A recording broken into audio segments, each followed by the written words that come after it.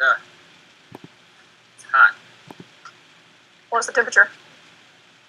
At the moment 79, but we've got a lot of. It's really hazy, and so it's really humid. Because we got to deal with that upper atmosphere dust from the fire up in Canada. Oh. There's a wildfire somewhere in the place that is there. Let's Google. Let's Google. Hold on, I'll even pull it up on the big screen just to show how fucking stupid I'm gonna be about doing this. Alright. Where the fuck is the fire? Jacob, we put Fuck the fire department. What? Where the blank is the fire? Because they get haze from the fire that is coming from Canada. Fuck Jeff Bezos. I agree with you. Also, that's great. First thing I said when I saw that he was going to space was, is it forever? I don't think we should let him back into the atmosphere. I think if he comes back into the atmosphere, we should treat him like a foreign aggressor. Treat him like a planetary interloper. Shoot his ass back off into space. Yep, so wildfires in Canada. Over by New York, though. Does that mean that's Toronto area?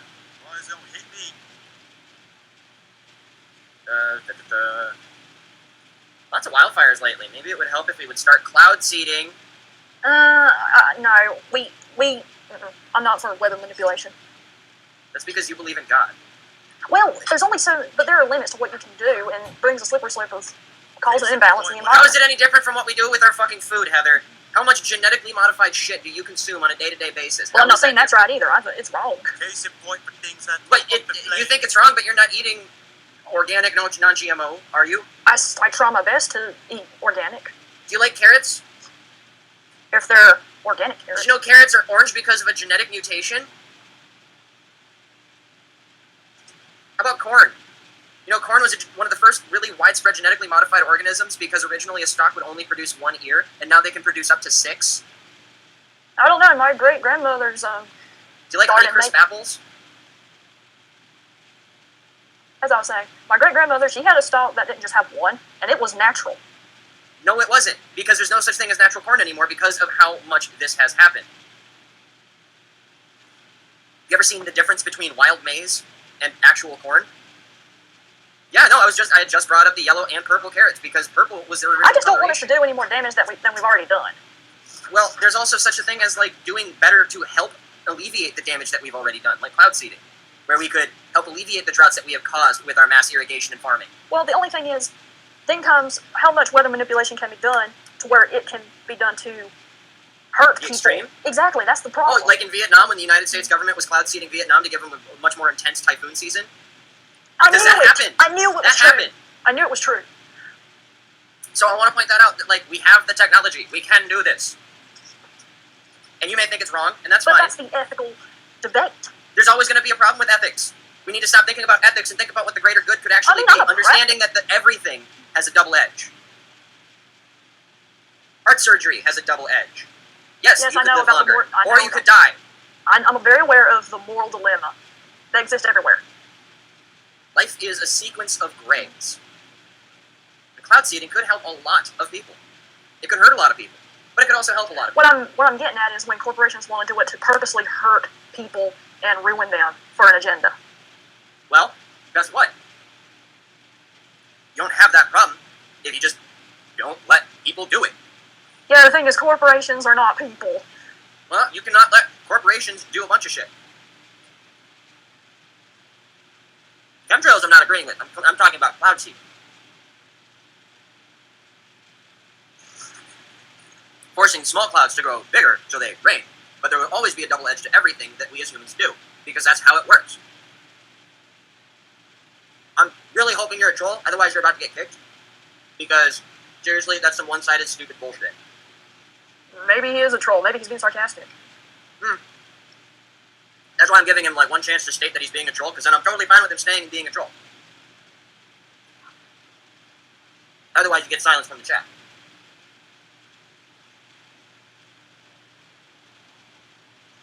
That's a troll. Keep doing what you're doing! Governor's Road is fucking hilarious. We got Morgan, we got Heather. I got pretzels and I got tea.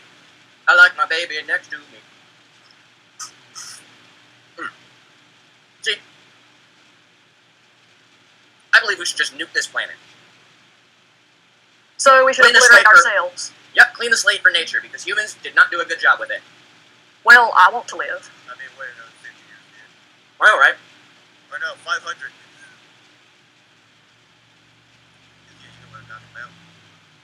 Teotihuacan?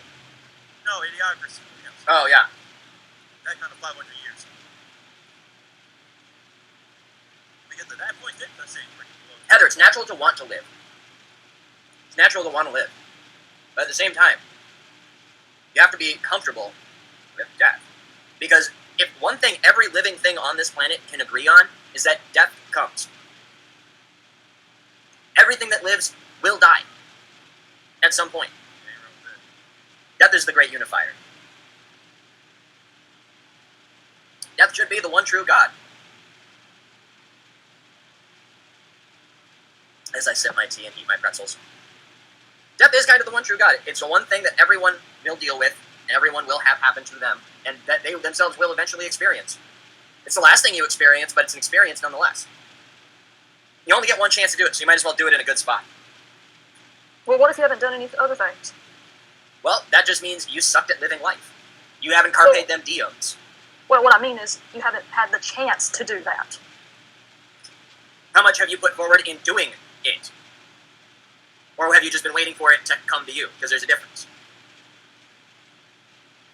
Are you waiting for it to come to you? Then you're waiting for life to happen while life is happening around you. If you are wanting to do it, why aren't you making the steps actively towards doing it then? Well, I've tried. Have you looked for a job? Yes. Have you found a job? Yes. Okay. Do you pick up extra hours when you can? They will not let me. Are you trying to advance yourself within the company? Trying, yes. Are you going above and beyond your day-to-day service in the store? Lately, yes. Well, then time and patience will pay off in that case, provided you are not working in some rinky-dink little hometown place where there's no chance for improvement, no chance for growth. Because that's also a serious thing you have to focus on when you live out in the middle of nowhere versus in the city. Worst case scenario, if someone comes along and bumps me out, I can find another job. Like the fact that I found another job, I've got an interview on Friday. There's a difference between wanting life to happen and making life happen. So what, you take a little bartender gig? I'm going to be working at a liquor store on the side now. Noise. And they'll Yeah, let because- you? Yeah, they love it. They found out I was a Okay, bartender. They're 'cause like, "Oh my god, you're already thing aware is- of like everything in the store." When I considered wanting to get a second job, the thing is, they told me that I can't do it in retail because they're also that's retail, super and I was standard like, practice. is that really something that is? I mean, Much there's a love. limit to that. I mean, Not when it comes to contracts. So, first off, retail is retail is retail is retail. I'm going back to retail. I'm going to liquor retail, which is different than clothing retail. So clothing retail, you can only work at the one clothing store. However, you could work food retail, meaning you work at a grocery store. Or you could work in, Grocery like, store say, for me. Wuhan. Well, that's different. So you wouldn't be able to work in another grocery store or at a convenience store. okay, that's what I wanted to know. But you'd be able to work at, like, McDonald's or Burger King or Wendy's, because that's a different type of job altogether. That's service. And if you don't want to work service, you could work clothing retail, because clothing retail is not the same as food retail. Just like what I'm a part of is considered vice retail. Vice retail is your tobacco shops, your head shops, your glass shops, your alcohol, because it's vices. It's your vice shopping. It's where you go to buy things that you're going to consume and get fucked up. So it's just a different type of gig altogether, as opposed to like working at a skate shop, for instance, which is a different type of retail altogether as well. Yep. And like, you don't have to listen to me. It's just I've only ever been a manager when I worked retail. The one time I was working someplace and started as like a shift, like whatever, their basic associate. Leader. Within a month, they had promoted me to key holder. Within 3, they promoted me to the manager of the music section. Like, because they couldn't give me assistant manager. That store didn't need an assistant manager, but they're like, we need to give him something because he really should be the assistant manager. So, just saying, I've really only ever worked retail, but I've also worked like automotive, which it's okay, I guess. And I'm a bartender right now, so it's like service and food, which I've done before when I was younger, but now I'm doing again as an adult at a much better location, a much better style of job. I'm not expo line or runner or waiter. I'm just bartender.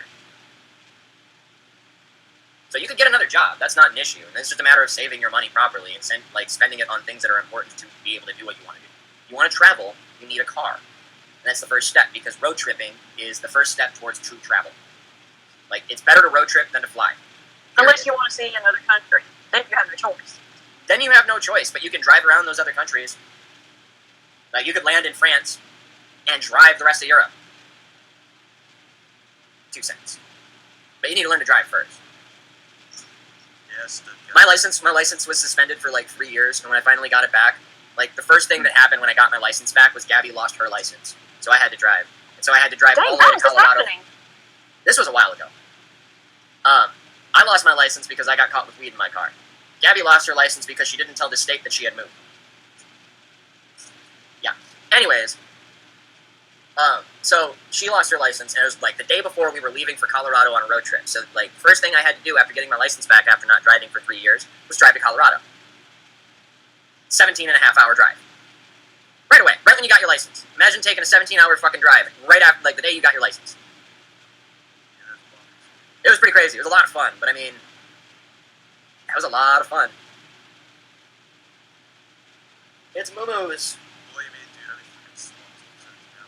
Bro, I'm fucking bacon. Oh, in Morgan, I had a good time filming a broadcast under alternative. I mean, they're all already on my channel, the whole thing. All I did was really just sit in hot tubs for 4 days straight and really didn't talk to anybody except Dustin. You sat in hot tubs or Florida tubs, because the difference can't be that, like, impressive. Okay, my grandparents had a hot tub in the backyard, and pretty much there was one that was what we were saying. So you were staying in hot tubs in Florida. We're not But were they actually hot tubs, or were they just tubs left outside in Florida Say weather, bye, therefore Mom. were hot? Bye. yeah, the one at Disney was 104 degrees until I read the I sign didn't after I think jumped. for a second. See, there's the joke right there. It was hot, and so therefore the tub was too. But still, I needed, man. You didn't know if my freaking back was. Oh, I bet it felt amazing. That trust me, after what, a year and a half, not even really sitting in a hot tub. Yeah. Needed that crap. Hot tubs don't do much for me. That was I the take first such hot thing- showers. I take such hot showers, like, if my skin doesn't turn red from the heat, then I'm not washing correctly. Yeah, it's warm. I like it hot. I like it lobster hot. Like when I open up the curtains around my bathtub after I take a shower, I want it to look like someone dropped a block of dry ice in there, so that it's just pure smoke and steam. Like I've set off fire alarms with how steamy my hot shower gets. Like I kid you the freaking not. Once I was clearing up my allergies because they were so bad one day, I went into the damn shower, cranked up the damn plate, freaking water in there and crap, and then freaking stood in there and tried sniffing in all the damn mist just to breathe. yup, I've definitely done that It before. literally looked like I was hooking gas. It was so bad.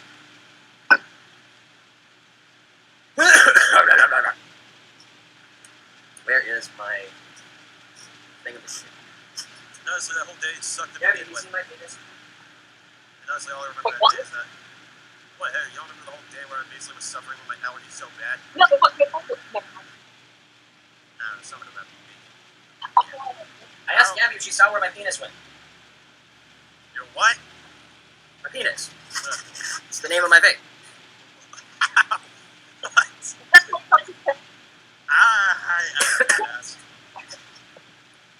I specifically did that just to make people uncomfortable on you now, because I never know where it is. That's what I always ask. No, you freaking said that, and then you said your vape, and then I'm like, what the frick? No, that's my vape's What? name. God damn it. Yeah. That's the name of the vape. I had an ex-girlfriend who said that's what she would do too. She'd be like, it's my penis, but she was always talking about her lighter.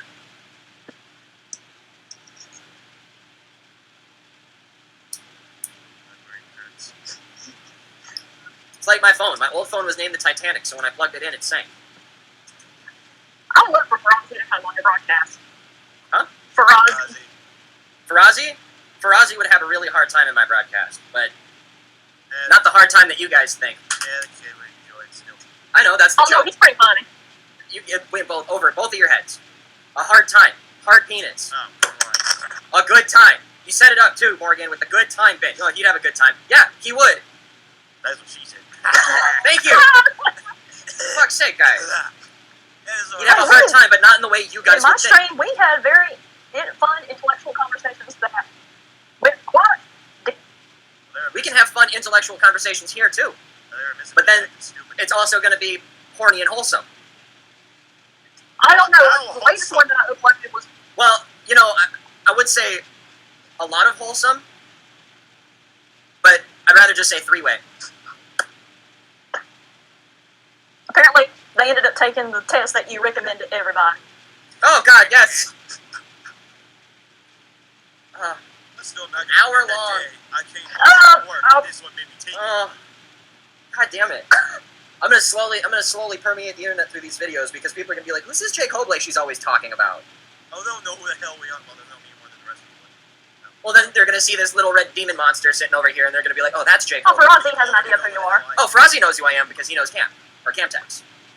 No, I had a somewhat internet-based forum before I came on here. Oh yeah. It's gotten a little better, bigger, I should say. And the others for a little while at least now. and the others I showed, what I believe was the awesome spoken word by Henry Rollins on cynicism, and it spoke to me. And then Rollins clapped his hands after I showed it. Fuck being sick.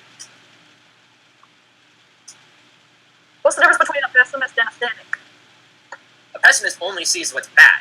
A cynic sees what's bad, and then by dealing with it is comedic or just about it, as opposed to just, this is bad, everything's awful. It's like, a pessimist is the opposite of an optimist. That was me back in high school. Okay? A nihilist believes in nothing. But you can't... A true nihilist is never pessimistic, because they're a nihilist. They don't... Everything's bad, not everything can be bad. Everything's good, not everything can be good. Like, a true nihilist is just going to be like, no, none of that matters, you're dumb. Nothing we think matters, and we just need to move on and live our lives the way that we want to live our fucking lives, and that's just the end of it. Which is my core sentiment. But you can be a cynic and be a nihilist. You can be a cynic and be a pessimist. You can be a cynic and be an optimist. It's just a matter of how you go about seeing the bad and make fun of it. If you see the bad and make fun of it in a dark way or in a bad way, just pointing out how flawed it is and just proving how awful it is, Okay, then maybe you're a I'm not so much pessimist. a pessimist as I am, because I've said for pessimist. No, you're a moralist. You believe that following a group of tenets and codes will lead Well, to I'm a also happier life. pragmatic a bit as well. Yeah, no, absolutely. Again, not mutually exclusive, but yes. You are a realist to some degree. So, but that's also what I'm getting at. Like, you wouldn't be a pessimist. Even though I describe myself as a pessimistic Christian, but Not See, much. being a pessimistic Christian is also like, being a pessimistic Christian means that you actually know your faith and you know that there are flaws. And you've seen that there are flaws, Well, but and- you're willing to see past it and and people learn. are flawed, of And course. exactly. So being a pessimistic Christian means that you're probably the truest form of Christian left on the planet. In other words, Optimistic Christians are God-fearers that are just running around all day thinking God is Oh, watching them and will burn them like an ant. Yeah, Or the Pentecostals, by the way, they freak me out. yeah. I knew someone's parents like that at one point. I swear to God, they probably hated my ass or something. Yeah, you told me about the poor girl.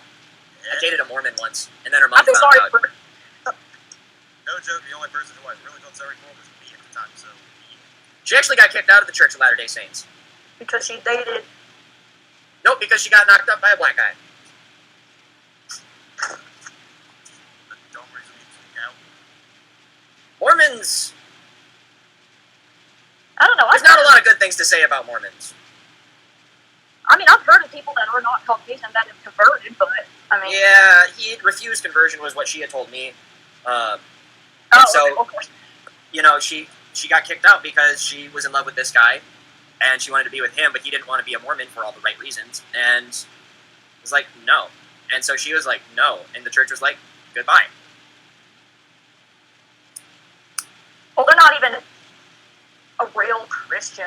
I mean, they're not really a Christian denomination because they're non-Trinitarian. It's true. But non-Trinitarians should be more common in the Christian faith, to be fair, because you shouldn't be praying to the Holy Trinity so much as you should only pray to God. You guys were Well, it's the understanding that needs to be. It's really fascinating. No, wait, you guys want to know really something funny? I actually was in a youth group for 2 years. So was I. That's where I met Gabby. Basically, I was in there for 2 years. Really nice people. Hey, Gabby. Worship nights, Christmas parties, trips with them. Yeah, pretty fun times. Was it Catholic youth group? Yeah, but I didn't care. Ours was non-denominational. Oh. I mean, to be honest, like, it was Where did we meet? It was a thing at my school. I was after school, but they Did you hear really that? continued it. Hold on.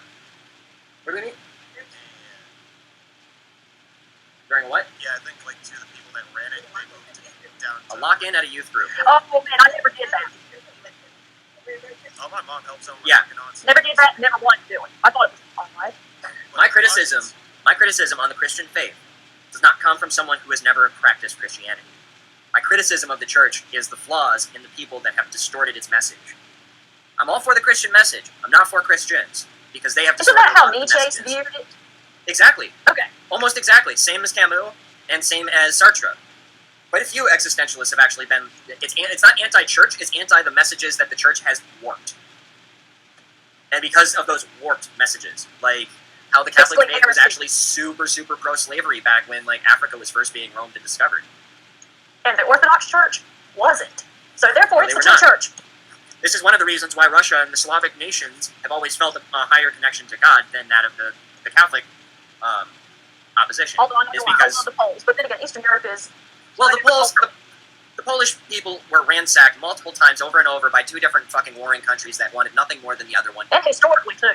Oh, Like, absolutely. And so, the sad thing about the Polish people is that they were just kind of the amalgamation of the people that the Germans raped and the people that the Russians raped. And then they bred together and made those German Russians. And those German Russians eventually got some Jews. And then Hitler showed up. You know, like, Well, there are Germans that live in Russia historically. They're called course. Volga Germans. of course. But I mean, historically, is what I'm getting at is that Poland is the middle ground between Russia and Germany. And so, Poland kind of had a weird dichotomy, or dichotomy? Duality? I think duality is probably better. Had a weird duality of religion because it was mostly Orthodox. And if it wasn't Orthodox, it was Catholic. To this day, and they pretty much get along for the most part. That's because they have a common enemy. I actually have a couple of friends that are like purebred Polish, and they're some of the coolest people I've ever met. I have absolute respect for a lot of them. Just, I never understood where the Polish jokes came from. I never understood that. So remember how like every time I get pissed off about passive racism, no, that's like one of the things that really like you want to start a fight, you say some passively racist shit. That is where the Polish jokes come from, is from passive racism. Much to the same degree as Jews control the media. Which, now, I'm not saying they all do. There is some, it's more those in the higher managerial positions. Back in the day, historically, yes, but do you know where that term specifically gets its roots? That was a legitimate propaganda poster by the fucking brown shirts. That was one of Hitler's running campaign lines. That harkens back to Nazi Germany. It's Nazi propaganda. Back then, yes, for the most part, Well, yes. historically, they But always here's had why. positions. Here's Even why. in the church.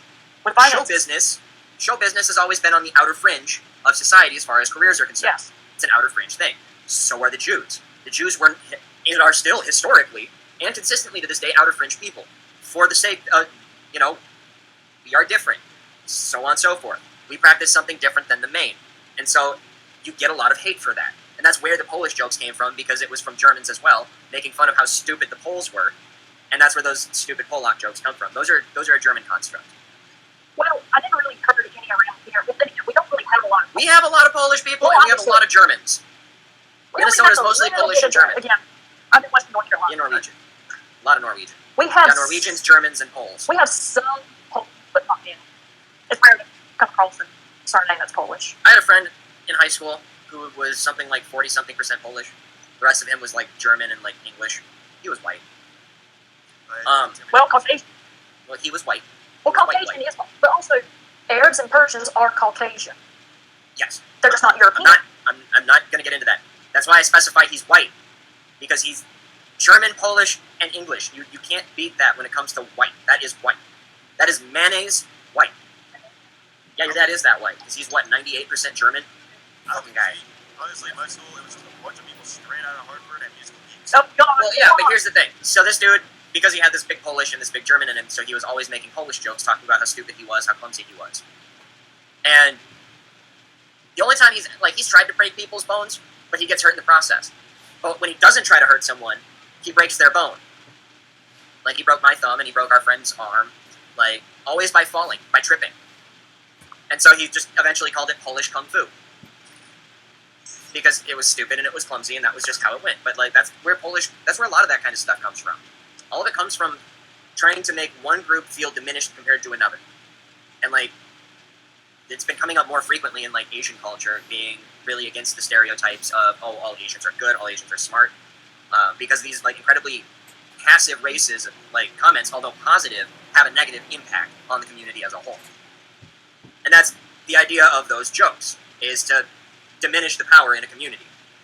Well, what about if somebody from that community makes the joke about themselves in itself? That's just self-deprecating. Well, yeah, and I think, well, they're taking a power. A little bit, to some degree, yes. Well, that and when I It look at depends on your stereotypes, I outlook like to on see the doing it. nuances, obviously. But there are Exactly. people out there like blah blah blah that don't understand nuance.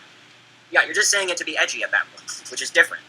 And that's what I'm getting at, too, is it's all about that little subtle nuance, and that's the other thing, too. Most people aren't into the nuance, they're not paying attention to the nuance.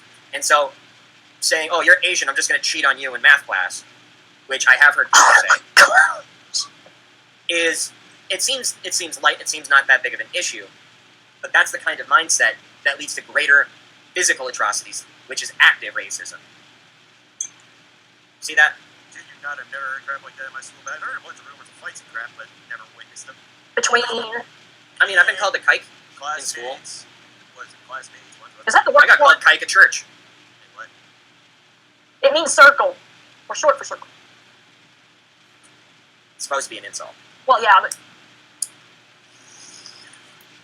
I've never understood why. My I think family it can't was how explain it to me. How when economics came to the United States, and they would tell me they could, I think they would use a circle instead of their name, something like that. They have something also for the Italians. Why? Okay, I guess. I've heard Shylock before too. I never heard that one. Shylock's a good one. Whenever someone calls me a Shylock, I'm like, wow, you know your German propaganda. Good job. I only learned the K word from John Stewart, so that's all I know about it. Fair enough. A bunch of other words too. I mean, there's Heb. I didn't know about this one until recently. It's just short for Hebrew. How is that an insult? What about Heine? Where did that come from? I heard Probably has something. Al Probably has Sharpton something to and do with. Jesse Jackson have referred to New York as Heine Town. So Let's look up. Al Sharpton being the worst of the two. No, wait.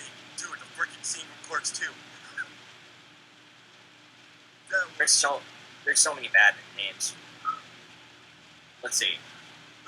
I think the worst thing that my people could be called is gay. Here's a good one. That's a good one. When eyeshadow that stretches to your forehead and a fro swear rocking. Oh wait, hold on. Oh, it's just a derogatory term against a really common name. Which word? Just so you know, Hymen. It's I've never heard of a surname like that. Hyman, Hyman. Super common surname for Jewish people. But then old Ashkenazis take borrowed names from the Well, yeah, language. of course they did. They borrowed names from all over. That's why you get names like Goldberg, which is very The German. only thing, and I They also I mean, changed. A lot of them changed their name when they moved over here because they didn't want to face persecution in the United States. and also there were some Germans that were not Jewish when they arrived here that also got anti-German sentiment, and they Anglicized their names. I've read that.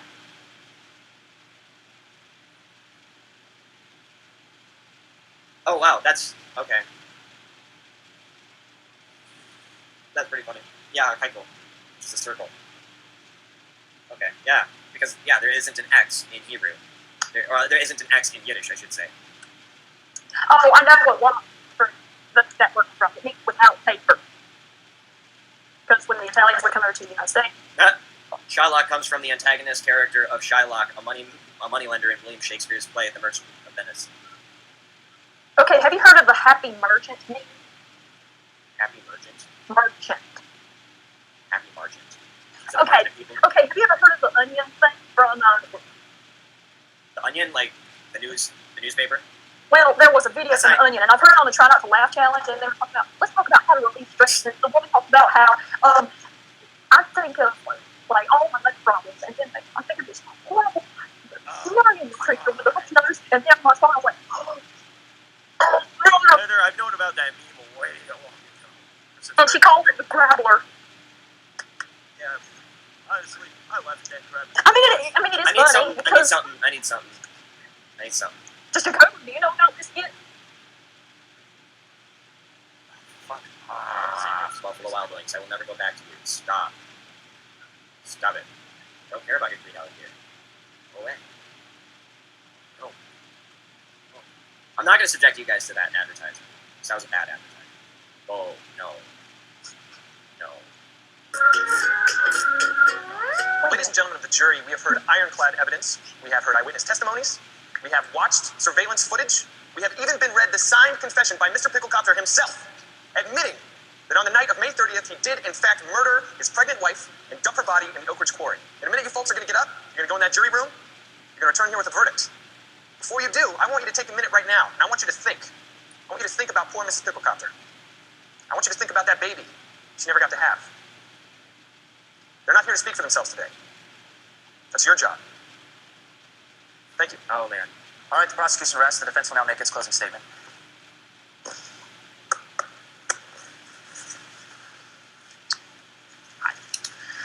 I'm not going to stand here and bore you with the details of who probably killed who.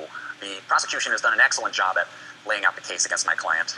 I just want to say that wouldn't it be crazy if, despite all that evidence, you guys still came back with a not guilty verdict? Think about it. It'd be crazy. It'd be huge news. It'd be on all the news channels in the country. Everyone would want to get an interview with you. Everyone would be like, why'd you make that decision? Secretary. Objection. All right, Mr. Lawyerstein, I'm not going to allow you to sit here and bribe the jury. I'd like the jury to ignore all the defense's previous statements. Hi, Ray. As would I. Good. Good. It's a fair call. It's a fair judge. I'm glad we're playing that way. I'm proud to say that that was a test, and you all passed. Let's just move this along, sir. Okay? I've said my piece. In a second, you guys are going to go back there and decide guilty or not guilty. But as you're about to write down your verdict, I feel it's my duty to inform you that in exactly 5 seconds, it will officially become opposite day. Objection! Hey, Mr. Lawyerstein, I will not allow that mental trickery in my court. I would like the jury to know that it is not, in fact, opposite day. That's not right, Your Honor. Lawyerstein, you tell these people that it's not opposite day. It's not opposite day. Thank you. You're not welcome, Your Honor. Hey, ladies and gentlemen of the jury, it is not opposite day. Whatever verdict you come back with will be literally interpreted as the verdict. Do you guys not get that? Hey, well, I will hold you in contempt. Thank you. I mean, boom. Sit down. Ladies and gentlemen of the jury, I apologize for all of this. I would like you to ignore everything that Lawyerstein has said here today. I assure you, it is not opposite day. Does everyone understand? Are there any questions? Yes. So, it's not opposite day? Son of a bitch. Jenny, let me take a shot. Ladies and gentlemen of the jury, the defense is wrong. It's not opposite day. George, what are you doing? I got this. However, opposite day doesn't start in 5 seconds. 5, 4, 3, 2, 1. Jinx. Personal jinx. You can't speak till I say your name. Hey, Lawyerstein, I will hold you in contempt. Double jinx. Aha. Neither of you can speak till I say your names. All right. Now we're going to do court my way. The Lawyerstein way. All right, music up. All right. Ladies, tops off. All right.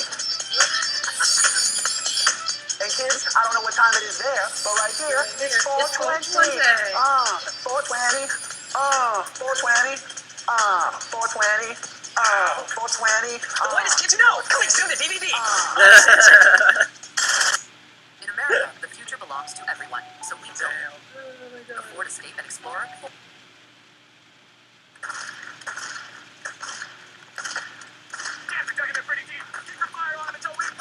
Hi, Tim.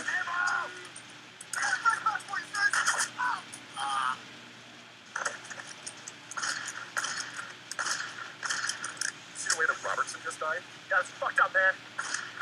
No, I mean, like, the actress. He was flailing his arms in the air like he was some sort of sacrificial hero. Yeah. Guess it was pretty over the top. Kind of like some main character in a war movie or something. I hardly think that Robertson was the main character. Yeah. I mean, he's more like one of the guys in the background.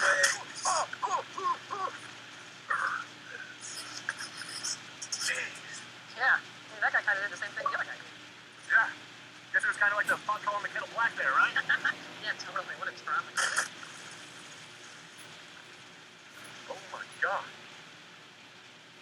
Pretty bad. Pretty bad. If it feels bad. I'm not hammed it up or anything, though. No, not at all. I don't even know how you're still talking. Okay, well, it's getting pretty dark now, so I'm just gonna lay down over here.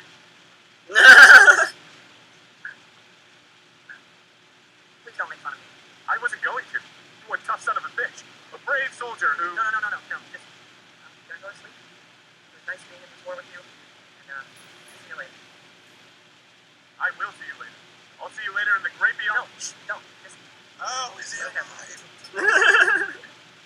That's the whole point. They were making fun of the way people die in like movies. Yeah. Thank you.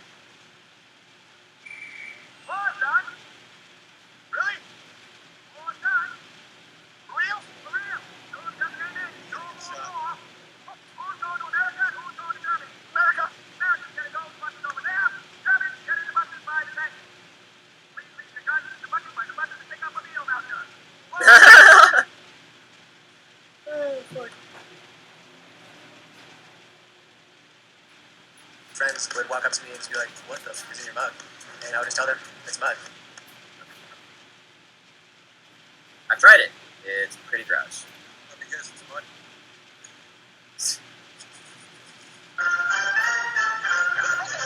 Thank you for waiting. The president has asked me to come out and make a brief statement about the wire that just went out a couple minutes ago. Oh, fuck To make me. things short, I will just confirm. Sunny? Yes, we do have a moon I love base, Sunny. And yes, we are I currently love Sunny experiencing because severe it's an problems. anti-sitcom. Now, And I will can't put hear up you, the Heather. You're muted.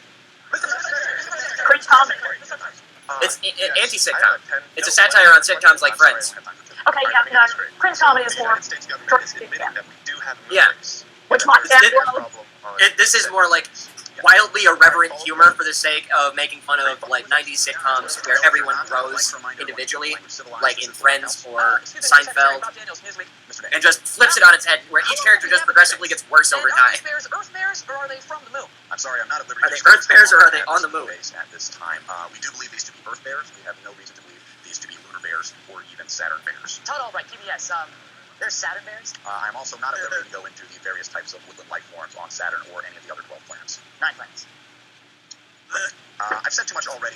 What I can show you is the images that have been beamed down to us from the Odyssey satellite system just a couple hours ago. This is the view out of the front door of the United States Secret Moon Base. This was taken yesterday before we discovered the bear problem. And this one was taken just a couple hours ago. So, as you can see, bears everywhere. Yeah, those bears appear to have guns and motorcycles.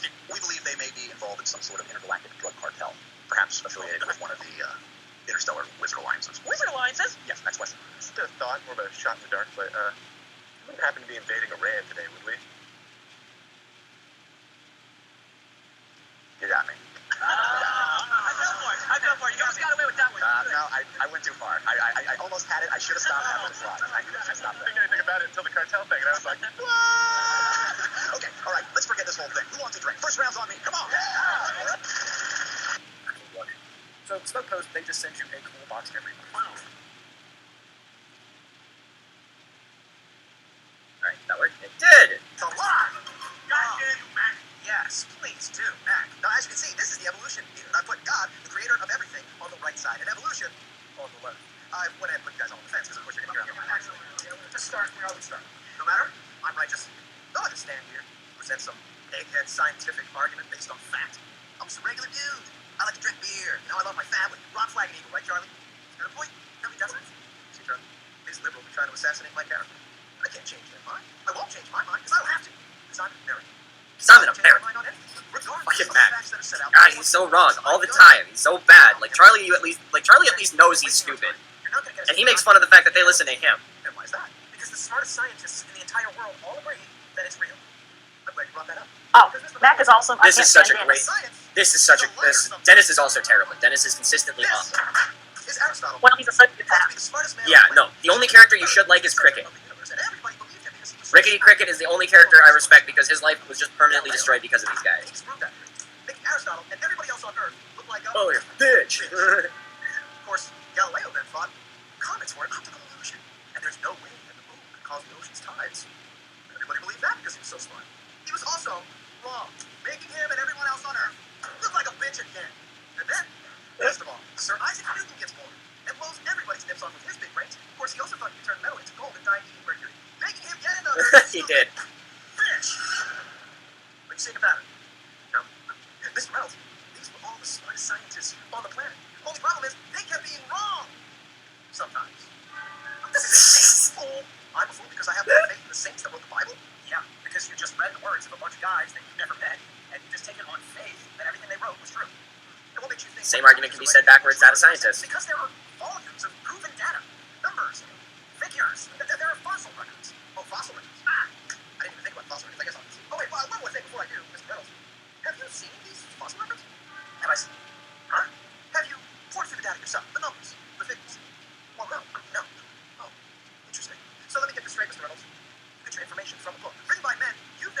I'm not gonna lie, this sounds like something Ted would do. A desire to accept. A leap of, Kind of. dare I say it, faith? Come on, look. I mean, I don't even know how I'm supposed to respond to that. Like, come on. And that's a false equivalency. Just answer the question, Mr. Reynolds. It is a false equivalency Shoot. because Yeah. it's older text versus newer text. I rest my case. People who've done studies more frequently and more recently versus whatever. Oh my But yeah, God. this is just this whole episode is a fucking mindfuck. Okay, hold on. Yeah, there was a guy from Wisecrack that Do you know why they're having this courtroom right now? Have you seen the show? I did see it. I did It's because forget what it was. Frank rear-ended Dennis in his car while he was eating cereal out of a bowl with like a spoon while driving. Both of which the parties are in the wrong. Frank shouldn't be driving, and Dennis shouldn't have a bowl of cereal in his car. And so the whole thing was Dennis just wants Frank to pay for the cleaning bill. He doesn't care about the bumper, he just wants him to pay for the cleaning bill of the car. Frank doesn't think that's his obligation because it's not his fault that Dennis was eating cereal in a car. Now I'm recalling the episode because now I get honestly, It's I such a like great the earlier fucking show. stuff. The earlier stuff is gold. This newest season harkens back a lot to the like earlier stuff as well, which like a lot of it's coming full circle, and it's just getting really fucking like it shows why I believe like you should give Rickety Cricket a chance. Because Rickety Cricket, everything wrong with Rickety Cricket is because he was in love with Dee. Yeah. Everything that happened to him is by a loose connection and correlation to everything the gang does. Every time they see him, they make his life worse. Timothy, come here! And Yes, the hand Father. roasters. Timothy, your father? Timothy, your mother and I are going to the opera tonight. Now, I know that before today, you have been left in the charge of a babysitter. Yes. However, today is your 13th birthday. It is? Oh, what day is it? Let me write it down. Let me find a pen. Timmy, shush! Now, since you are 13 years old, your mother and I have decided to leave you alone tonight. I have left the number of the theater on the refrigerator. I have informed our neighbor, Mr. Gudge, that you will be left unattended. Should any emergencies arise, you will go directly to him. You will return at 11:30. I expect you in bed, asleep, teeth cleaned, homework done. Shush! Now, Timothy, since you are 13 years old, I shall now touch you for the first time physically in the form of a handshake. Wow, my father's hand. It feels just like I thought it would. Happy birthday, son. Thank you, sir. Yes. Gloria? What's up, Keon? Sweet! I'm gonna live on mountain chairs. I'm gonna live on mountain chairs. Mom and Dad are gone and nobody cares, so I'm gonna live on mountain chairs. I'm gonna live on mountain chairs. I'm gonna live on mountain chairs. Mom and Dad are gone and nobody cares, so I'm gonna live on mountain chairs. Did you hear about the boy that lived on the mountain chairs? I heard that he built the mountain on his birthday. What day is it? We don't know, but his birthday comes every 2 years. Yeah, I'm gonna. Every 2 years. I'll put it back. What have you done? I'm sorry. You have been very disobedient. I know, Father. I'm sorry. Shush! Tell me, Timmy, have you gone today? Yes, sir. Once this morning. And did you save it as I request? Yes, sir. It's in a plastic bag in my dresser. Bring me your sin, Timothy.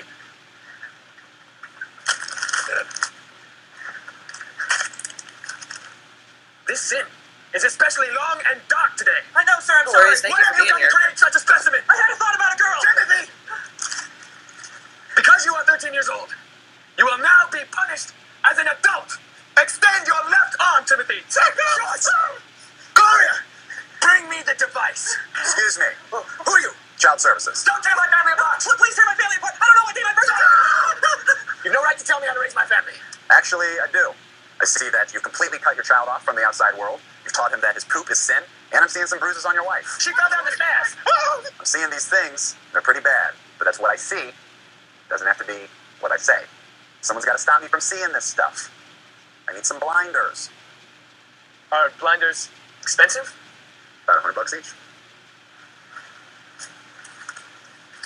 It's $100. All right, now I don't see the wife, but I still see the kid with the poop. Hurry, come up, man. Oh, thank you for the Now I 400. just see you. We never had curry in Seeing my here, way so to the door.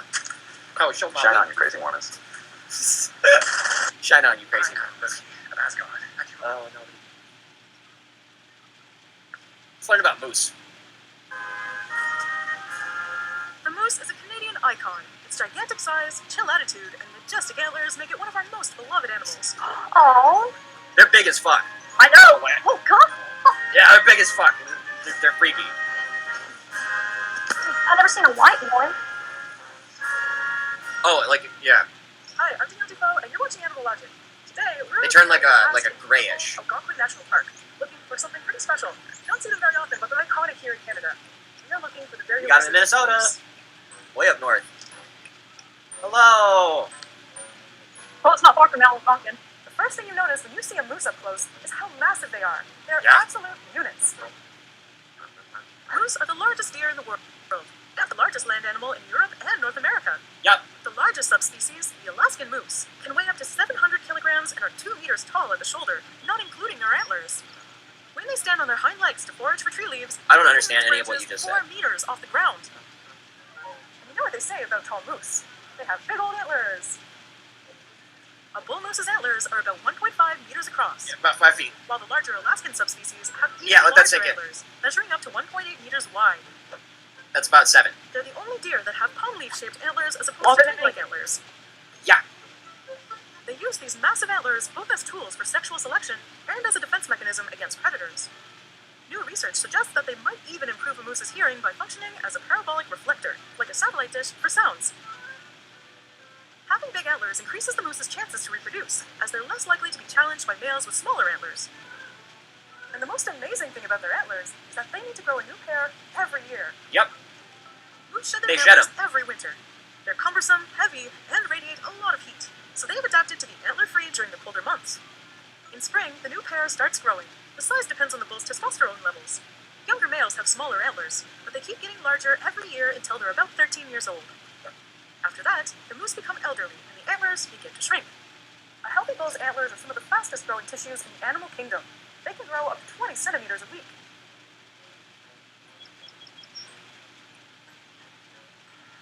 Moose populations have been steadily declining in the southern part of their range, but here in Algonquin Park, it's one of the last places that was still pretty likely to see one.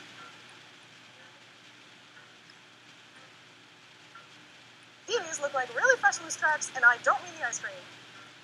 I have a feeling that we are treading the ground of a path that a moose took. They leave big ass impressions because they're big as fuck. Their antlers grow from spring until about September. Look at those They have fuckers. thousands of tiny hair follicles that give them a velvety texture. The velvet will stay on until September, when it starts to fall off. The moose will rub their antlers on trees to help remove the velvet. When doing this, they strip the bark off of trees, a process that results in the moose looking rather frightening. This velvet is attached to a layer of skin, and skin is fed by blood. So you can imagine that when they're rubbing their antlers hard enough against trees to strip bark, they are stripping the skin off of their antlers. It's a bloody mess. This behavior gives them their name, moose, which is derived from the Eastern Abenaki word mos, or the Narragansett word moose or musu, variously translated as twig eater or he who strips, referring, of course, to the bark. In Europe, moose are known as elks because of their Latin name, alcas. By winter, their antlers fall off completely.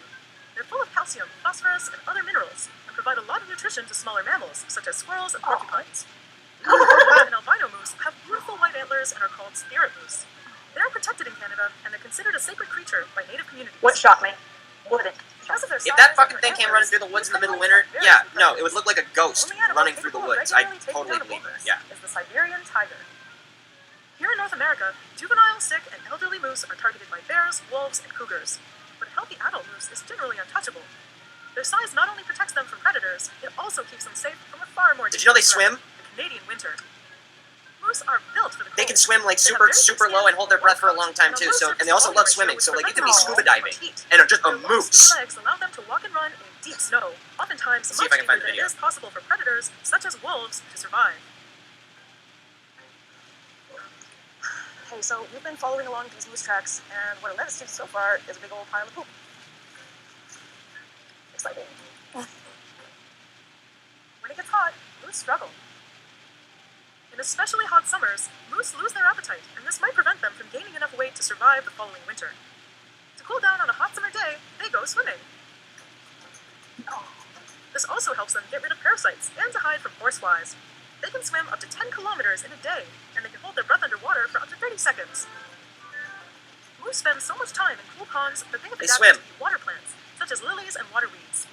When foraging for food underwater, they are even able to close their nostrils. They're the only deer known to do this. Water weeds are an important source of nutrition for moose, as they require a high nutrient and low fiber diet. Moose need a very specific mix of plants to have a balanced diet. Eating too much fiber can kill them. This is one of the reasons moose Oh, are they- domesticated on a large scale, as amazing as that fantasy would be.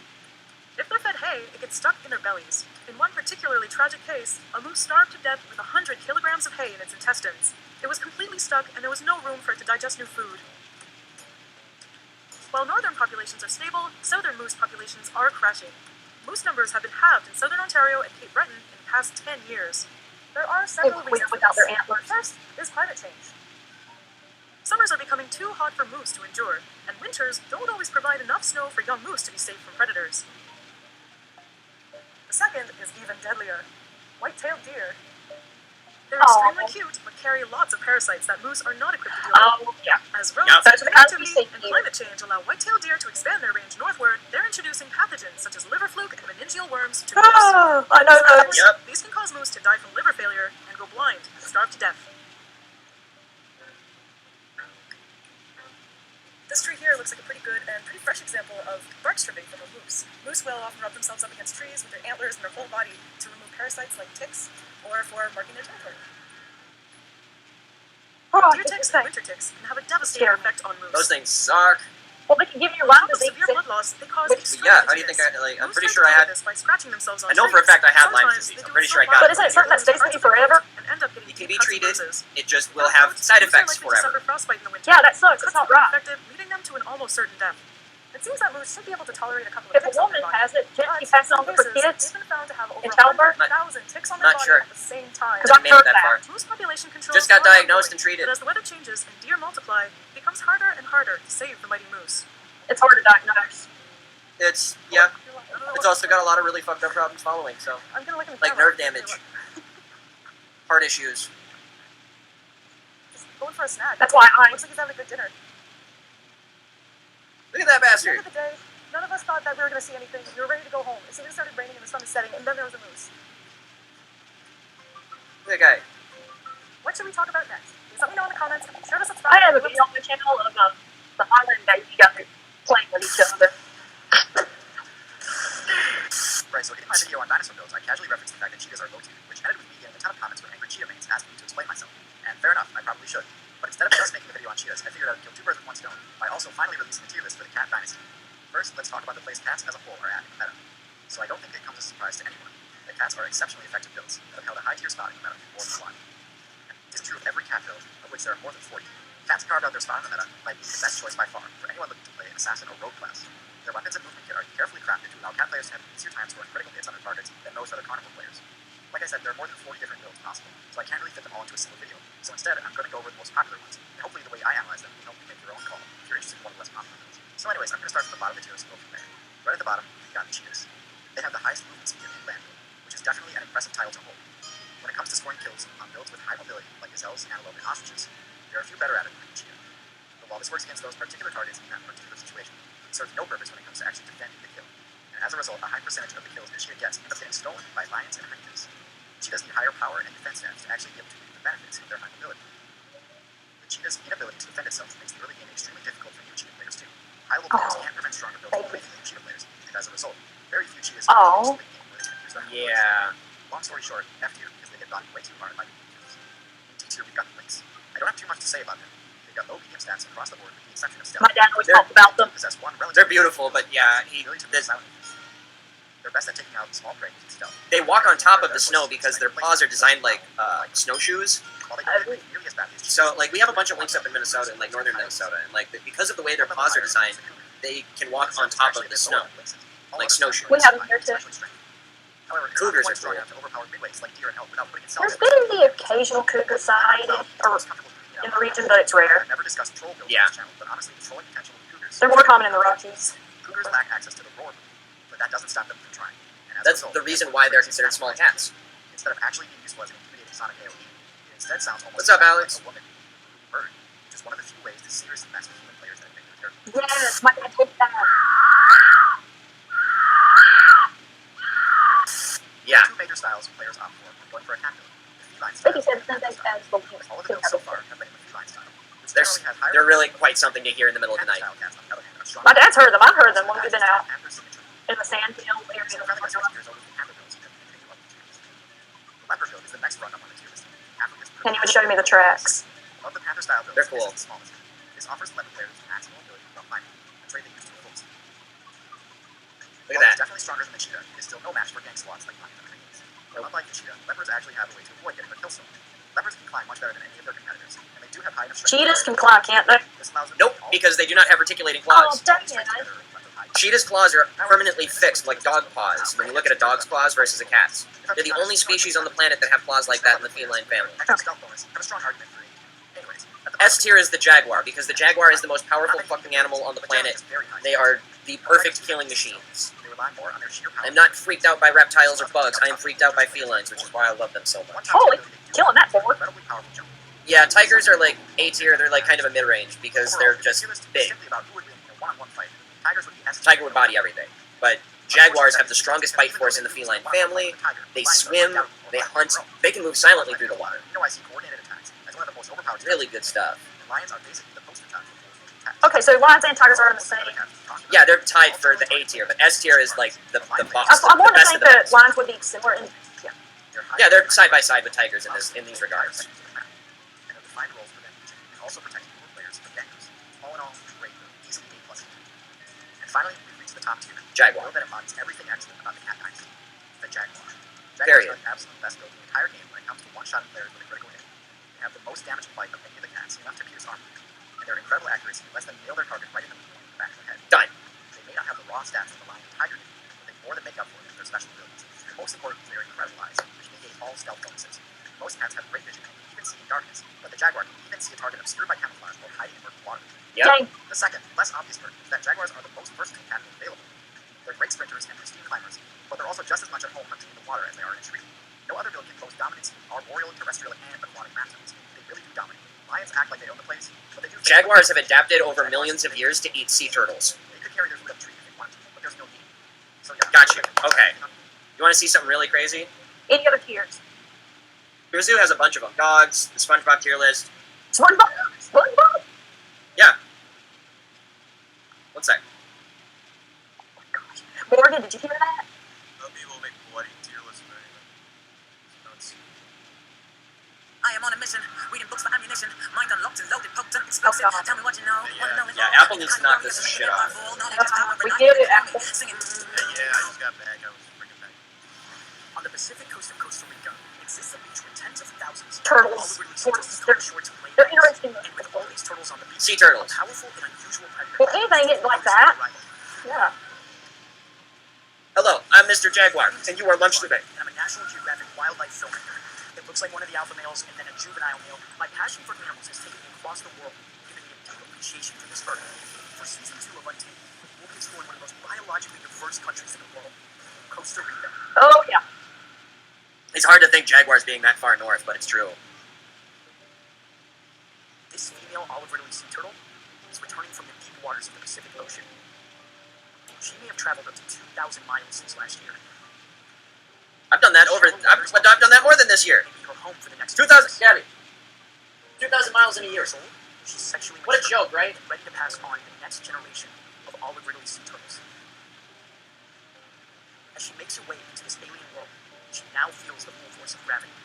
No way, dude. I got you so cool. And the things that allow Yeah, her send to him over glide so Discord. effortlessly in the water, Oh, I'm she's struggling upset. to crawl on land. No, I got it. I gotta make sure it doesn't play without For me. the next 45 minutes, she will lay her eggs, but she is not alone. My Jaguar. Joined by tens of thousands of nesting mothers, they will produce over 1 million eggs, the casualty of the Aribana. But it takes an incredible amount of strength to drag a 100-pound turtle off the beach. Not just any predator could have done this. Well, then again, there's ants that have done The this. jaguar is not just any predator. Not a 100-pound turtle. Well, no, but Largest cats in the they've been Americas. some Yes, things smaller several times their bodies. size. Absolutely, they are incredibly powerful. Not disputing. I'm just saying, not 100 pounds. That's not what I One said. of the highest concentrations of jaguars in all of Central America. Jaguars are actually really funny the way they kill turtles. They walk up to them, bury their head in the sand, and then just hit them in the neck. This tiny big cat's a small area. What, they can't reticulate into the shell? This is the first Ugh. ever documented footage of two would-be rival male jaguars sharing a kill. Biologists studying this behavior have incredible He doesn't have the video of it. that would fit. There is video that exists of it, and it's fucking. Oh, it is so crazy to see because it's like. I love nature, I guess. I just love watching and learning about that type of shit. But it's just so impressive how they go about it. Are you a pathetic loser desperate for love and attention by any So is means Monkey necessary? Nux- Are you a huge No. anime fan? But Well, you then I've understand got just the Focus solution Channels for band, you. so this It's is called something having a different, wife. All you have to do is choose Wait, an Nux got his anime channels character banned? No, this is Monkey. and then Oh. pretend Monkey's way that she different. is your girlfriend. It's that Monkey's simple. way older. The difficult part is I was choosing gonna a say. wife. This can seem like a difficult task, considering the fact that there are thousands of characters to choose from. Luckily, your Boa friendly Hancock. neighborhood monkey has compiled a list of the 10 best anime waifus of all time. Just watch this video, choose the character you like best, and then bada bing, bada waifu, you've got yourself a waifu. Number 10, Tomoko Watamote. Coming in at the bottom of my list is Tomoko from Watamote, otherwise known as No Matter How I Look at It, It's You Guys' Fault I'm Not Popular. I imagine most people refer to it as Watamote because that other title is way too fucking long. If you're a socially awkward, internet-addicted virgin with severe depression, then Tomoko is the perfect waifu for you. She has never had a boyfriend before, and she barely has any friends, so you can expect that she'll be very clingy and loyal.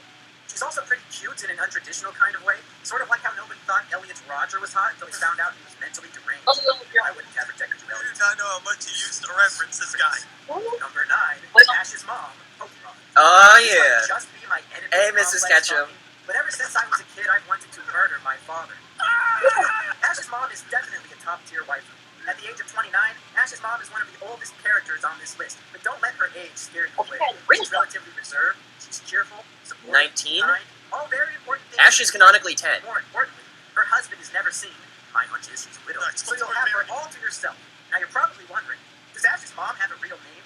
Yes, she does. It's Delia. You find that out in Pokemon the third movie, you fucking idiot. It's like the second best Pokemon movie, right below Pokemon the first movie, and right above Pokemon 2000. And then everything after that doesn't matter because they all fucking suck. What's great about Ash's mom is that if you ever get tired of having sex with her, you can always move on to her in-home slave, Mr. Mime. Or, if you're really freaky, you can have a threesome with both her and Mr. Mime. Now that I think about it, Ooh. Mr. Mime is actually pretty freaky. Number 8, Mr. Mime, Pokemon. Okay, fuck Ash's mom. Mr. Mime is clearly the best waifu in the Pokemon anime. Now I know what you're thinking. How can Mr. Mime be a waifu if Mr. Mime is a boy? Well, first of all, that's racist. And third of all, half of Mr. Mimes are male and half of Mr. Mimes are female. Go figure. If you think that's weird, consider the fact that even female Alakazams have mustaches. A female Mr. Mime doesn't seem so bad now, does it? Here are some reasons why Mr. Mime makes for a great waifu. Mr. Mime has a height of 4 foot 3 inches and a weight of 120 pounds. Furthermore, Mr. Mime has a special defense of 120, which is pretty fucking good, especially back in Generation 1. Now that Mr. Mime is a dual psychic / fairy type, he is immune to dragon attacks and very resistant to fighting attacks. Plus, Mr. Mime can learn the attack Thunder, and that has an accuracy of 70%. Number 7, Migi, Parasite, the man. Yes! Okay. Oh, Migi is so great. Necessarily a female leader. He's kind of referred to as a guy in the anime, but he's voiced by a female. And she's really goddamn hot, so I think it counts. Migi is a parasitic life form from space that tries to take over the body of a teenager named Shinichi. Shinichi But ends up manages taking to over his prevent hand Migi and, from like, taking over his brain, and Migi is forced to settle for his right hand instead. Here are some of the pros and This cons. is such a of good having anime. As a wife. Pro. Dude, I finally got Literally Fear of is your Las Vegas. hand, so he'll always be there for you. I still Con. got Migi Such is a great on movie. Netflix I haven't gotten centric, to watch. so the So is only this. thing he cares about is preserving his own life. There's only one Even season if too, it's so it's a great, like, great watch. Yeah, I'm gonna watch you. You never have to jerk yourself off again. Con. But- Other parasites can sense Migi like a radar, and they will come try to kill you. Pro. Migi is super cute. Con. But he's not as cute as Ash's mom. In my opinion, she's the best wife from the Pokemon anime. Number 6. Nina Farum, Cory in the house. Let's face it, Nina is pretty fucking hot. That's like literally the only reason she's on this list. But I can't just say that because I'll seem shallow. So I'll talk a little bit about her character. Nina is the daughter of an important ambassador. Time, And Monkey let's is just say a it sweat. like this, her ass by a door. Though she's from the other side of the world, she's very obsessed with American culture. For example, she likes to wear American clothing and listen to rock music. I'd like to take away her clothing and show her my cock music. Also, since she's from the country of Bahavian, there are many cultural aspects that make her different from the typical American girl, and it's important to treat these cultural differences with respect. Hey, Vega. Number 5, Shiro, Dead Man Wonderland. Although on the Another surface, great anime. Shiro may seem like your typical manic pixie dream girl, she is actually far more complex as a character. At a young age, her adopted father did experiments on her to see if he could heighten a person's immune system, and as a result, he accidentally gave her superhuman powers. Although she lives in a harsh prison environment, she is consistently bubbly, energetic, and fun. She becomes close with the main protagonist, Ganta, and she protects him and essentially helps him remain optimistic in an otherwise pessimistic world. You know, come to think of it, she's pretty much the definition of a manic pixie dream girl. Fuck, I really shit the bed on this one. You guys ever seen this video of a monkey riding a dog like a horse? Number 4, Young Murph, Interstellar. Interstellar was probably my favorite anime of 2014. Everything about it was amazing, and Matthew McConaughey's daughter Murph was definitely one of the highlights. Murph is a great character. She understands Morse code and binary, she stands up to authority figures, and she's really freaking cute. I mean, really? Young Murph is without a doubt the cutest character in Interstellar. Nobody else even comes close. Number 3, Old Murph, Interstellar. Okay, forget that shit as time for. Old Murph is unequivocally the cutest character in Interstellar. Just looking at her smiling, wrinkled, fuckable face makes me wish that my grandma was still alive. One of my biggest fears is growing old, losing my memories, becoming senile, living in a world where most of my friends and family are dead, being forgotten and disregarded by the new generations of humanity, and essentially standing on death's door, waiting for his terrifying embrace. But if I knew that I could still be banging somebody as hot as Old Murph, then I would happily embrace old age. Old Murph easily earns the number 3 spot on this list. Number 2, Mikoto Urabe, Mysterious Girlfriend X. If you've never heard of Mysterious Girlfriend X, then you're missing out, son. I liked it so fucking much I even read the anime books. Mysterious Girlfriend X is the story of the romance between high school students Akira to Tsubaki. Mysterious Girlfriend X is the story of the romance between high school students Akira to There's only one wife who I can see as number 1, and that's Koro Sensei. Urabe is such a great wife. No, his number She's one's a transfer student from another school, so she's not going to have any friends yet. She'll be dependent on you. Also, since she's new, she won't have a history with anybody you know. So there's no way in hell that she's already fucked Chad and Brad and Mike. Urabe isn't ready to kiss, but every day she'll drool on her finger and then make you lick it. That's pretty fucking hot if you ask me. And you better not cross her, because she keeps a pair of scissors in her panties, and if you make one wrong move, she'll cut the shit out of you. Also, she's pretty goddamn cute, and that's important for any wife. I would just like to issue a warning before I present the number 1 spot. You should only consider having this wife if you are absolutely desperate for love and attention, and having a wife who seems like the only way out. God, is it the girl from fucking Future Diary? Oh. If you're that fucking desperate to have a wife, then just fucking kill yourself, you pathetic piece of garbage. Let's be honest, the world would probably be a better place with you dead anyway. And it's not like anybody is going to miss you. Nobody loves you. Not even your own parents, for Christ's sake. Choosing a noose can be done in 4 easy steps. First, get a rope. Second, tie a noose. Third, stick your head in the hole. Fourth, tie the loose end of the rope to a high, sturdy structure. Then you're done, and gravity will do the rest. But yeah, otherwise I'm not used to it. Things around. Well, today, I'm gonna try the exact same thing, except with whiskey. Each year, American liquor companies like Jack Daniels and Jameson spend upwards of $500 million marketing whiskey and magazine ads and promotions. But is it really healthy to drink nothing but whiskey? Calling up Jameson right now. Hello, thank you for calling Jameson Distillery. This is Becky. How can I help you? Hi, my name is Trevor Moore. I am doing a documentary on whether or not it's healthy to drink nothing but whiskey for 30 days. Please hold. Hello? Hi, my name is Trevor Moore. I'm doing a documentary, kind of like a supersized documentary. What I'm going to do is I'm going to drink nothing but whiskey for 30 days. And I'm not going to eat food, and I'm not going to drink other drinks. I'm just going to drink whiskey for breakfast, lunch, and dinner. And just to see if that's a healthy way to live. What do you think about that? It's not. You shouldn't do that. Well, then why do you guys say that everybody should do that in your advertising all the time? We don't. We've always taken a very responsible. Whatever. Okay, so it's day 1, and I just woke up, and I'm feeling pretty hungry, so less whiskey. Here we go. Start. Day 1, 30 days of whiskey.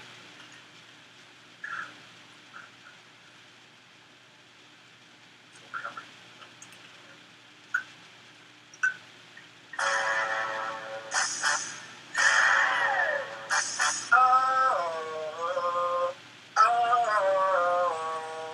Goodbye, yellow brick road. Going to summer. Alright. You can't keep me in that house. I'm going back to my couch. Nowhere to go.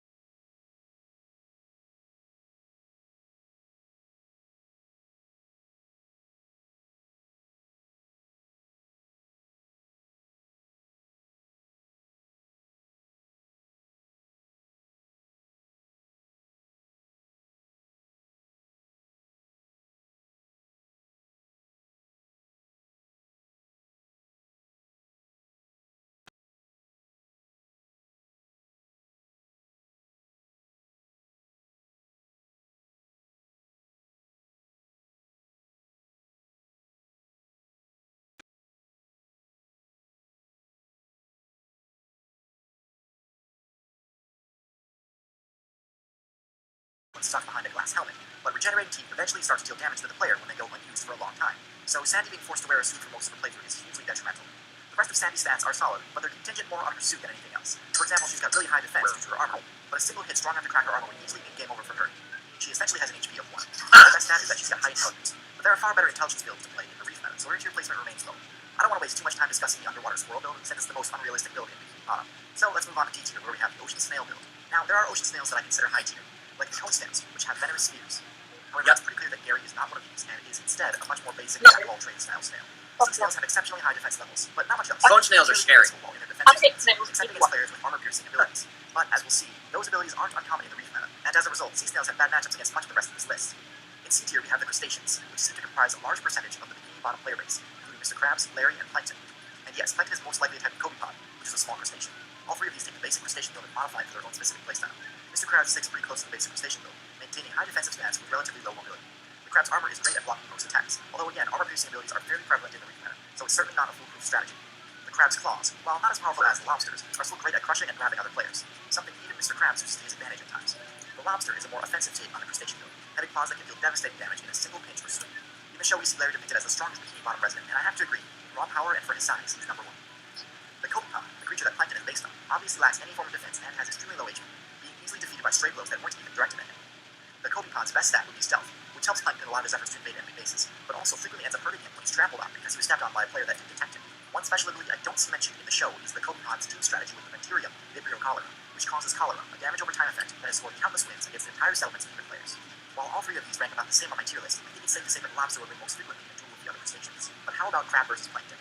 Countless times, Mr. Krabs is depicted defeating plankton in battle, but only once is this battle a legal one rather than a physical one.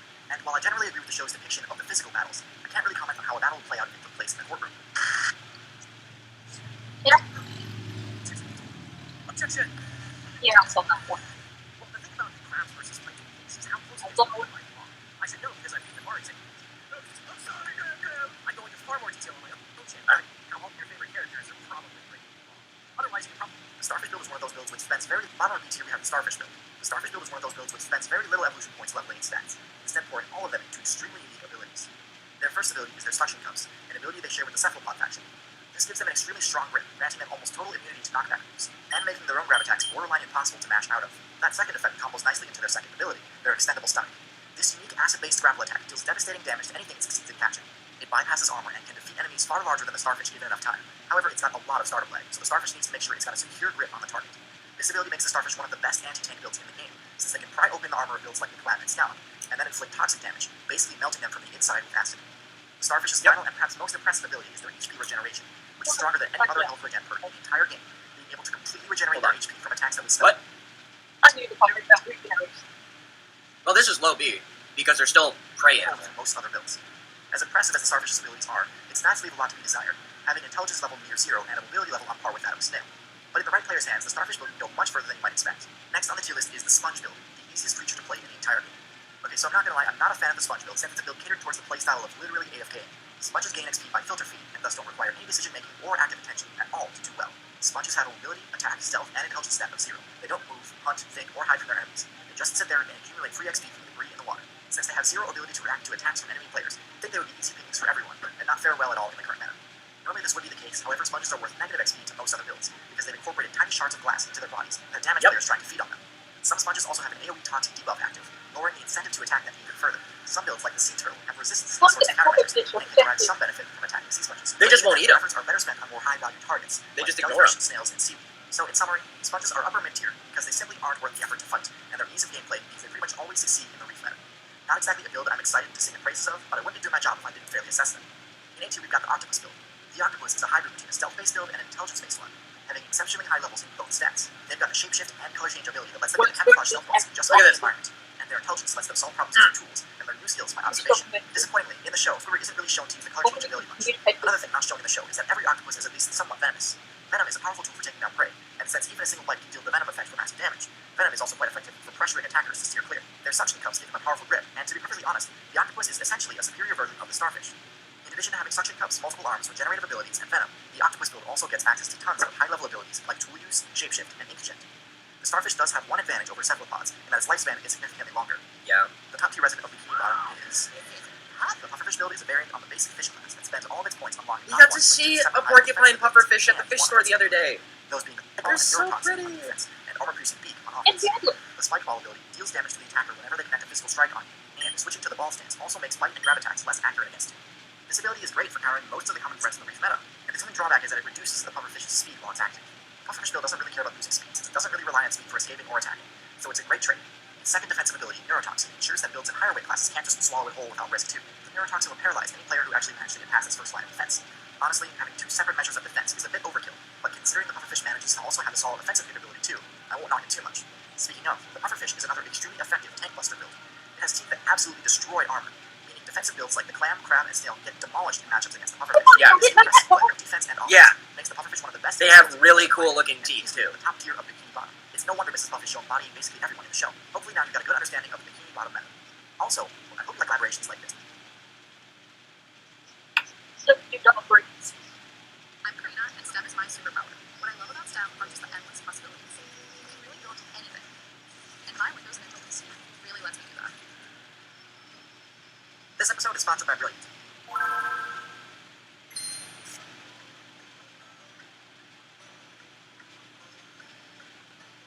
お前はもう死んでいる。何？ Every competitive game, it's inevitable that players will eventually discover ways to use the physics engine to their advantage.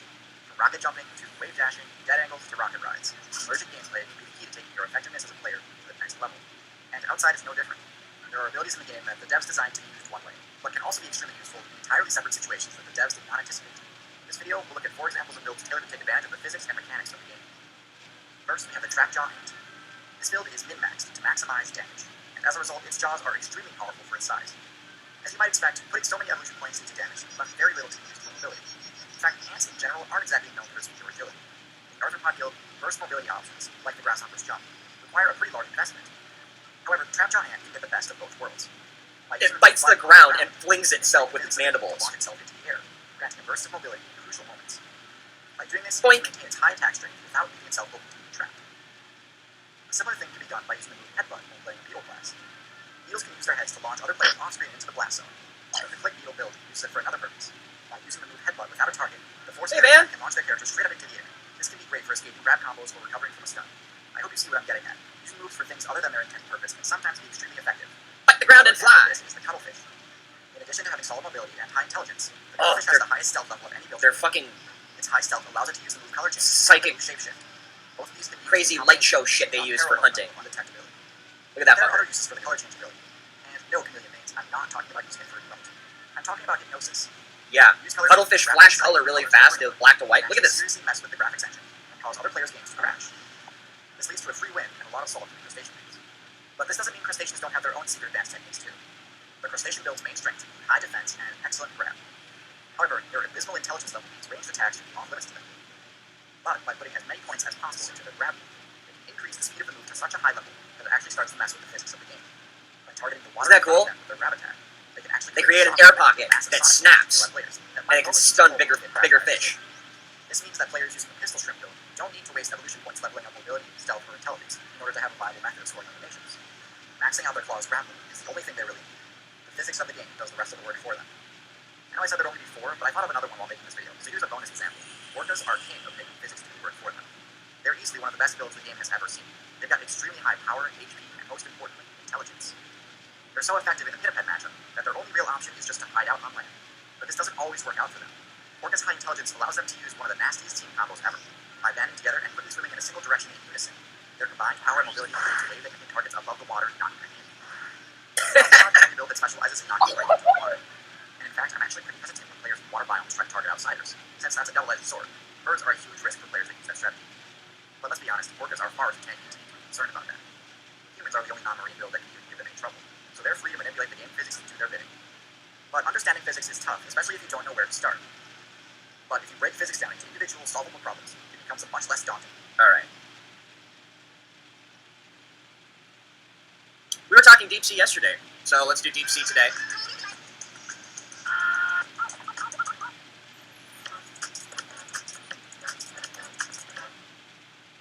This video is sponsored by Dollar Shave Club.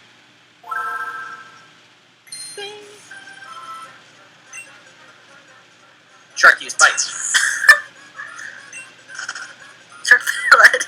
The different servers in this game all have the same basic mechanics and gameplay. All the same stats are important for every build, and all of the same build types can generally be found in most servers, with the exception of the Deep Sea. The Deep Sea, or Abyssal server, has by far the most unorthodox, unintuitive, and unforgiving meta in the entire game. Sure, some other servers may have an extremely weird day-night cycle, or constant damage dealt by the open, or a really unbalanced meta where how good your build is gets defined by Below how the Abysmal is... But nothing comes close to how different the Abyssal server God, is. I'm trying to remember what So the fuck it's different called. that I actually can't even- But it literally means nothing is alive. The only things that survive down there are like incredibly small, like extremophiles because of the hyper pressure.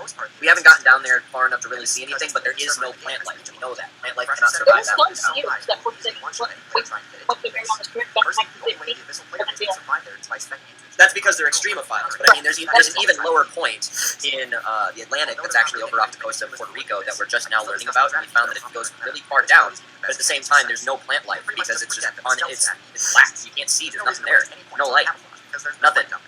This is why every player there is just pale. Aesthetics, palette swaps, camouflage, all total wastes of evolution points. Now, when I said there's no light, that isn't entirely true. There's no ambient light, but perhaps one of the most important abilities to learn how to use is bioluminescence. Over 90% of the player base uses this ability, so mastering it is key to carving out a niche for yourself. One of the most common mistakes new players make is assuming that the best use of bioluminescence is to see. Make no mistake, trying to use bioluminescence as a flashlight in order to spot other players is easily the worst use of this ability. Bioluminescence won't help you find other players. It helps other players find you.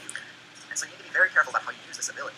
Otherwise, you might end up giving your position away to an enemy player. Which is why it's so cool that cuttlefish use a false bioluminescence by changing their photophores in their skin really quickly, really rapidly, and it just stuns everything not smart enough to realize what it's doing. It hypnotizes them, and it just... Dang. Microfish and Boom. anglerfish are It's so cool. I fucking love octopus. Both are severely lacking in mobility and rely on their traps to get their targets with their strike, but make up for it with their high damage bite attack. This can be a double-edged sword, though, since if a more powerful player is nearby, a few other niche uses can be to use light as a distraction, almost like throwing a flashbang at a player, somewhat similar to the octopus. What the heck? The other most important thing to know about the Abyss meta is how to survive in a server centered not around plants and herbivores, but around scavengers. Without light, no loot actually spawns down there, at least not in the form of plants. Luckily, there's no better area in the game to be a scavenger, because every elimination from the open ocean server leaves behind Floats down and gets eaten by it. When a whale player gets defeated, it can turn the ocean floor into a year-long party, where players that would normally be enemies come to enjoy the event together. One major player that tends to show up at these, but is rarely seen anywhere else, is the sleeper shark, a build which, admittedly, I should have included in my shark video. Sleepers have the lowest mobility of any shark, instead having chosen to put their points into resistances, like pressure resistance, acid resistance, and temperature resistance. They live in Unlike certain volcanoes. other extremophiles, That's cool. sleepers actually come in handy at the bottom of the ocean, especially near vents and volcanoes. Apparently, this build has a great matchup against the colossal squid, but because neither the colossal squid nor sleeper shark have ever attended a major tournament, most players, myself included, have yet to see how on earth sleeper sharks can win that matchup. The last thing I want to highlight is the unmatched success of the two worms. That's the way to tap into an infinite source space by making use of the heat resistance What? down to uncontested control. I guess right. Oh, I hate these Sleeper things sharks so can't much. handle that level. So these players can basically So tube worms live inside volcanoes and they eat the noxious fumes that the volcano produces. and also They they could potentially get a really high score very quickly. Wait, after this video, I have to tell you guys something, so... Now, one last thing you might notice is that none of these builds have any hair. Is this because mammals can't really survive in the abyss? Maybe. But it's also possible that the abyssal community happens to be huge fans of Dollar Shave Club. Dollar Oh, Shave that Club is has everything you need to help you look and feel. Okay, so, I was the doctor and stuff, and the surgeon couldn't remove the bump on my leg in the office, so Friday I have to get a COVID test, and then Monday's the surgery.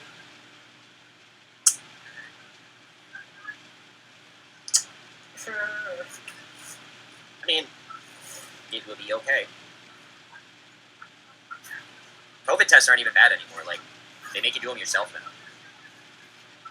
And I mean, there's also like another good way to practice is, have you ever heard of the blockhead routine in freak shows? No. Okay, so the blockhead routine, which is pretty easy to practice. Let's see if I can find it on YouTube. Look at this.